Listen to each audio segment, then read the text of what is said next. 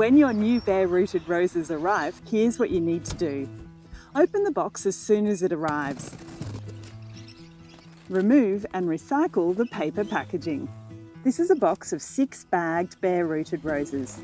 The roots and tops have been trimmed at the nursery and they've been put into bags with damp sawdust around the roots to keep them from drying out during transport. But they need to be removed from these bags the same day you receive them. Discard or compost the sawdust, you no longer need this. If you're not ready to plant your roses immediately, you can heel them in.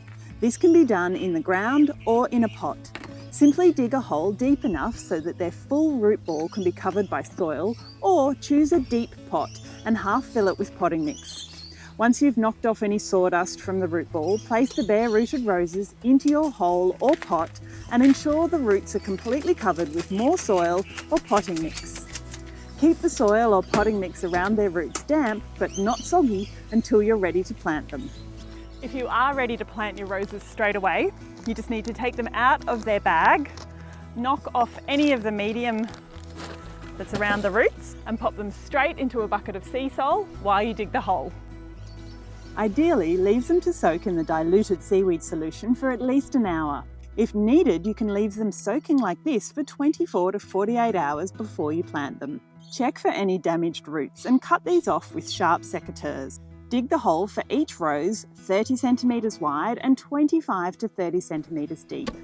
There's no need to add any heavy fertiliser at planting, but you can mix a small handful of chook manure pellets or blood and bone through the loose soil at the bottom of the hole. Locate the graft point on your rose. This needs to sit well above the soil level. You'll notice a mark on the main stem of the rose where it grew in the ground at the nursery. Try to plant it to the same depth in your garden. Create a mound in the bottom of the hole to sit the roots over, then backfill with soil around the root ball while holding the rose to keep it upright. Firm down the soil around the newly planted rose and dose them with the diluted seaweed they were soaking in to help reduce transplant shock and encourage new root growth. Don't forget to water your new roses in well, and with the warmth of spring, they will burst into bloom.